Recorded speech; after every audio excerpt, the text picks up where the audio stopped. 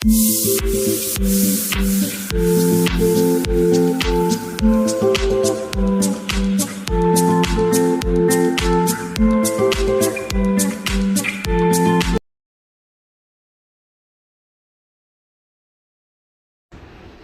की शुरुआत अपने झाड़ू वाड़ू से हो गई थी। झाड़ू वाड़ू लगाने के बाद मैं आई थी किचन में। किचन में सबसे पहले मैंने रखा था भैया दूध।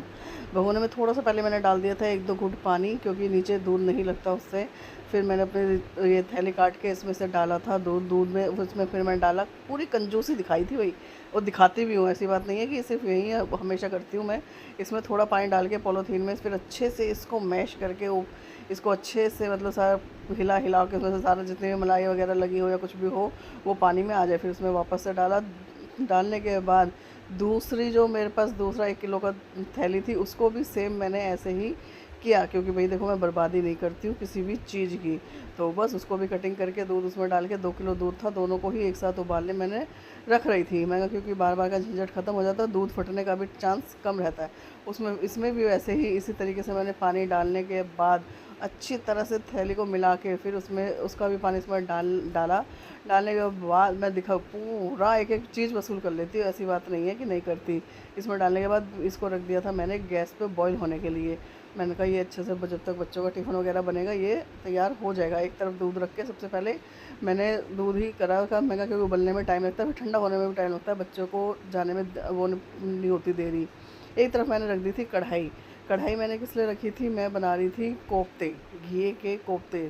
तो उसके लिए मैंने एक तरफ रखी थी अपनी कढ़ाई, एक तरफ रखा था दूध उबलने के लिए। दोनों काम मैंने कहा एक साथ हो जाएगी, एक तरफ दूध उबलता रहेगा, दूसरी तरफ मैं अपना तैयारी करने लगी थी। मैं लेके आई थी फ्रिज में से घिया लिया, घी को छील के अच्छी तरह से उसको पिलर से सारा घी को पहले मैंने धो लिया था, धो के उसको सारा फिल किया अच्छी तरह से। इसे फिल करने के बाद और घिया पता कितना कच्चा निकला था, बहुत ही मतलब कैसे बताऊँ, मतलब बिल्कुल प्यारा सा सॉफ्ट सा रुई जैसा ऐसा निकला था, बहुत अच्छा था घिया।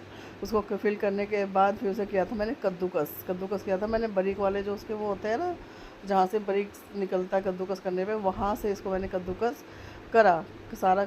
उसको घी को कद्दूकस करने के बाद और पता मेरा ना हाथ में भी थोड़ा सा ना ये लग गया था इसको, जब मैं कद्दूकस कर रही थी ना, जैसे हाथ स्लिप होता है तो, पर मैंने कहा चलो कोई बात नहीं, ज़्यादा नहीं लगा। तो उसको करने के बाद सारे घी का पानी मैंने कपड़े में डाल के निचोड़ लिया था। निचोड़ने के बाद फिर इसमें प्याज, हरी मिर्च, नमक, लाल मिर्च, धनिया पाउडर ये सब डाल के इसको अच्छे से, इसमें फिर मैंने बेसन, जब पानी इसका निचोड़ देते हैं ना तो इसमें बेसन लगता है कम, जिससे कि पकौड़े बनते हैं बिल्कुल सॉफ्ट। तो मैंने इसमें थोड़ा थोड़ा बेसन करके डाल रही थी कि जितना लगेगा उतना ही डालूंगी, ज़्यादा नहीं डालूंगी। तो बस थोड़ा बेसन डालने के बाद इसको अच्छा सा इसका डो बन गया था। बनने के बाद मैंने कढ़ाई तो पहले रख ही चुकी थी, इसमें तेल भी गर्म हो गया था। तेल गर्म होने के बाद मैंने इसमें छोटे छोटे इसके बॉल्स से बना के जो बैटर अभी तैयार करा था घी का, बेसन का, ये सब चीज़ें उसमें सारे पकोड़े वकोड़े बनाने के बाद 2 बैच में मेरे हुए थे ये पकोड़े तैयार। एक बैच पहले मैं अब ये डाल रही हूँ और इसके बाद भी दूसरा बैच डालने के बाद फिर सारे पकोड़े जो फ्राई अच्छे से हो गए थे, ये रहे सारे अच्छे करने के बाद फिर मैंने इनको निकाल लिया था एक प्लेट में। इनको और पता कितने क्रिस्पी बड़े बड़े प्यारे बने थे, मन तो कर रहा था चाय के साथ खा लूँ इनको।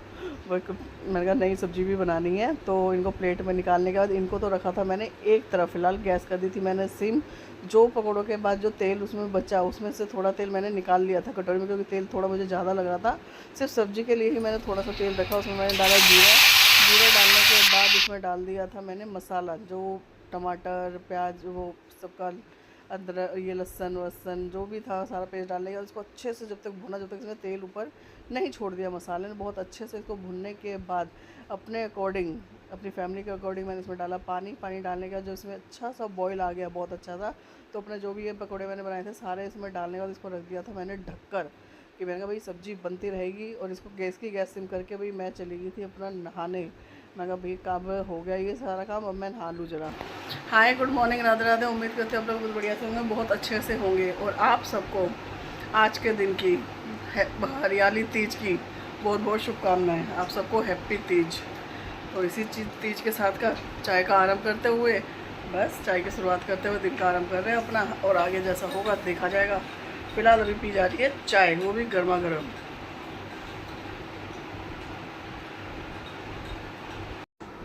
नाश्ता करने के बाद, चाय पानी पीने के बाद और घर के पता फटाफट सारे काम करने में, चाय पानी पीने का जो छोटे मोटे मेरे सारे काम रह जाते हैं ना, जो रविंद्र जी सारा फैला फरू देते हैं, पर रविंद्र जी अभी तक निकले नहीं थे तो हम पहले ही निकल गए थे, तो मैं सारे फटाफट काम करे इतनी फुर्ती में जैसे रोबोट करता ना, फटाफट फटाफट एक तरफ मशीन लगा के एक तरफ किचन विचन करी चाय पीने के बाद।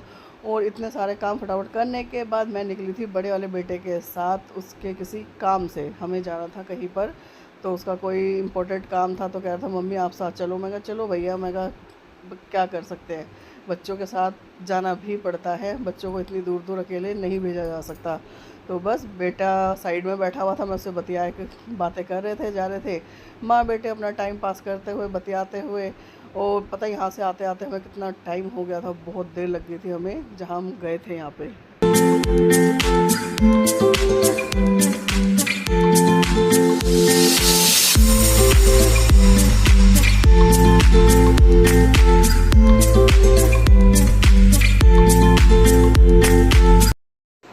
भाई सुबह की चाय पीने के बाद और फटाफट फटाफट मतलब कि फटाफट सारे घर के काम करके, मतलब उसमें था कपड़े धोना भी, किचन भी साफ़ करना, बर्तन भी साफ़ करना, सारे काम करना, और भी बाकी के जो भी मतलब छोटे मोटे, जैसे रविंद्र जी के साथ रविंद्र जी के सब के जाने के बाद जो काफ़ी काम रह जाता, तो सारे काम आधे घंटे में निपटा के मैं निकली थी किसी काम के लिए।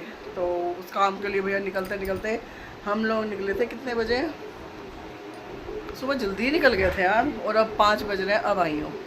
रास्ते में से बच्चे को फ़ोन कर दिया था, मैं कहा बेटा, मैं कहा चाय बना ले तू, मैं सर भी दुखने लग गया, तो उसने चाय बना रखी थी चाय। आके सिर्फ ड्रेस चेंज करी है, क्योंकि जो सूट में पहने गई थी उसमें लग रही थी बहुत ज़्यादा गर्मी, क्योंकि एक तो बारिश, और बारिश में मैं बताऊँ ना पता कैसे हो रही है, मैं तो देखती हुई आ रही हूँ ना रास्ते में, कहीं यहाँ हो रही है 5 मिनट के रास्ते में, फिर आगे जाएंगे फिर सूखा पड़ा है सारा, फिर आगे जाएंगे फिर बारिश हो रही है, और कहीं कहीं इतनी तेज़ बारिश हो रही है, कहीं कहीं तो बहुत तेज़ बारिश, जैसे सराय रोहिल्ला है, सराय रोहिल्ला क्या बोलते हैं उसको, वहाँ इतनी तेज़ बारिश थी, बहुत तेज़ बारिश। उसके बाद फिर सूखा पड़ा हुआ, ज़मीन तक सूखी है, सड़कें भी सूखी है बल्कि इवन। और फिर आए, फिर वहाँ पे यहाँ अपनी तरफ को पंजाबी बाग की तरफ को आए, तो यहाँ पे क्या था, मंदे कम बूंदाबांदी होते होते यहाँ पे भी मतलब ऐसे मौसम ने इस तरीके से कर रखा है कि कभी बारिश हो रही है, कहीं नहीं हो रही, कहीं हो रही है, कहीं नहीं। आके बस कपड़े चेंज करके मैं तो भैया बच्चे को बोल दिया था चाय बनाने के लिए, चाय पी के भाई मैं तो लेटूंगी अब आधा एक घंटा, क्योंकि भाई मेरा हो रहा है सर में दर्द, मेरा तो हो गया। तो वो चीज़ है, मैं कहा भाई मैंने तो चाय पिला के दे, मेरे छोटे वाले, मैं बेटा मुझे चाय पिला दे, मैं तो कल लेटूँ आधा घंटा। तो आज का दिन पूरा निकल गया भैया मेरा पूरा बाहर निकला पूरा।